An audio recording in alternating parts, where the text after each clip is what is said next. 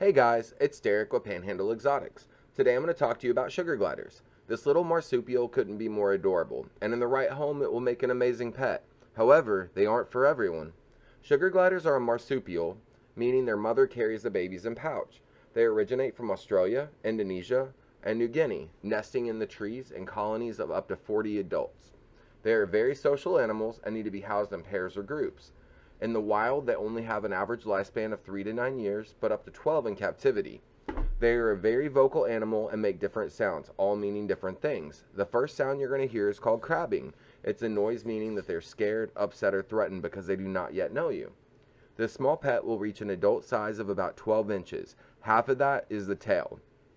They are a nocturnal species, typically sleeping throughout the day and staying up foraging for food and playing at night. The ideal home is going to be someone that stays up late at night and has plenty of time to give, but on the sugar glider schedule. Trying to change their sleep pattern to diurnal is not recommended. This will mess up their internal clock and can be stressful to them. We don't recommend them for young kids, typically teenagers and above. A common question is, do they bite? My general answer, no matter what the species of animal, is if you're scared of getting bit, you don't need any type of pet. With that being said, they have to bond with you. You're not going to the local puppy store having 10 puppies come out and the perfect one chooses you. It's not how it works. If you want a gray female, you get a gray female. If you want a male white-faced blonde, you get a male white-faced blonde, and so on. Then the work begins. They're going to be scared of you at first, and us as well. Some breeders will actually start working with available gliders to calm them down and bond with them before they leave for their new home. This is one of the most ignorant things that they can do. They are starting the bonding process with an animal, which is your future pet, that will never see them again once they leave. This is nothing more than added stress. Also, it doesn't matter how sweet they are with the breeder or whoever, they're not you. Taking care of your sugar glider isn't as simple as a hedgehog or a hamster, but it's not nearly as complicated as most people make it out to be. It's a habit that will become more of a second nature once you get it down, and we'll be here to help you along the way.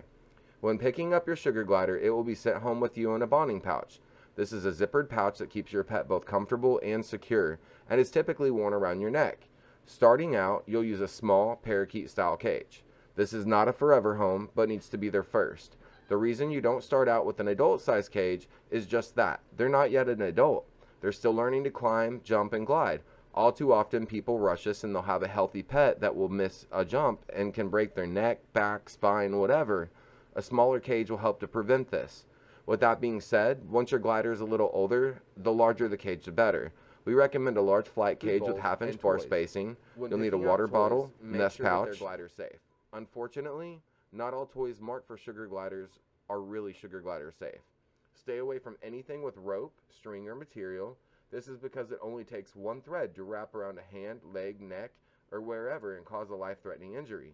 Sugar glider safe toys are typically made from plastic, metal, wire, small metal chain, sometimes wood and fleece. The most important toy is always going to be the wheel. We have several different types in store to choose from. They are almost a mandatory thing because your sugar glider is going to want to run. If you're unsure which toys are safe for your pet, come by the store where we have a large selection and we'll be happy to show you which types are good for them. We recommend taking your pet, and all pets for that matter, for a general checkup every 6 months. The vet will do a basic fecal to ensure that there's no worms or parasites.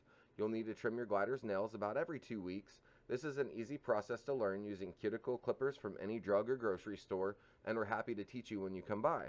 If you're uncomfortable doing your sugar glider's nails, nail trims are a service we do provide in store as well.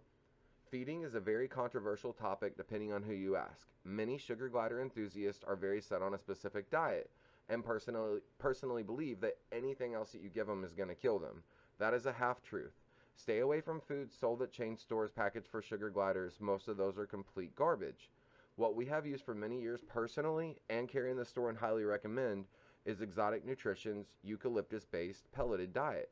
We do caution you to be careful with it if you have dogs. Make sure that their enclosure is a room that dogs are never allowed in, because although the eucalyptus is great for sugar gliders, it is toxic to dogs. We always keep the pelleted food available in a bowl, even during the day when they're sleeping, because they'll occasionally wake up and want a snack. In the evening, usually around 6 p.m., we'll give them another bowl with mixed vegetables. You can use fresh or frozen, but avoid using canned due to the salt and preservatives. We also add a few types of fruit. The types vary by what's in season, and we mix it up to prevent them from getting burned out on it. We sprinkle on Exotic Nutrition's Sugar Glider Booster, which is a multivitamin, and every few days we'll give about a teaspoon of yogurt per sugar glider, which offers calcium and probiotics, all in a tasty treat. Any leftover food is discarded the following morning, just leaving the pelleted food.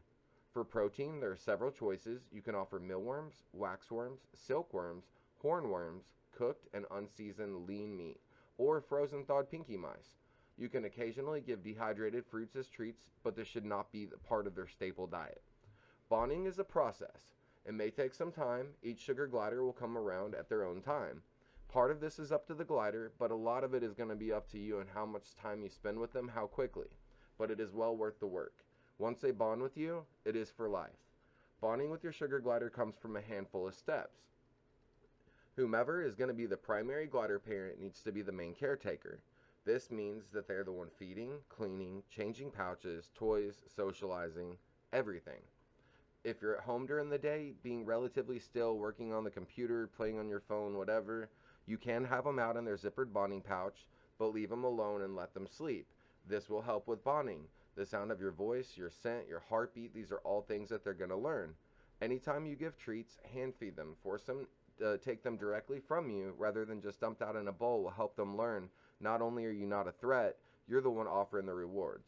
Another trick that helps with bonding is to take an old t-shirt and sleep in it for a couple of nights. Don't wear any cologne, perfume, body spray, lotion, etc., and cut it into squares.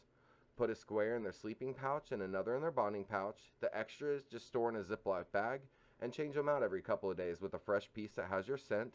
The most important step of bonding is time. Give them as much as you can. Many people choose to use the bathroom, and that's a terrible idea. It's the most unsanitary place in your home with the most hard surfaces, and there are even stories of people forgetting to shut the toilet lid and the sugar glider will fall in and drown. The best thing you can do for the bonding process is to buy a small tent. You do not need a large one, just big enough for you to get in that fully zips up. Set it up somewhere inside of your house, go in regularly, just you, your pet sugar glider, maybe some treats and a couple toys. This will give them nowhere to hide, so they're forced to climb around on you and interact. In our experience, this has always been the most successful method to bond with your sugar glider quickly. Thank you for watching our vid, and I hope this helped you with the basics on sugar glider husbandry. Be sure to like and subscribe for our future vids. For updates on new arrivals, sign up for our newsletter at panhandleexotics.com, and for discount and coupons, download our free app in the App Store. Just search for Panhandle Exotics.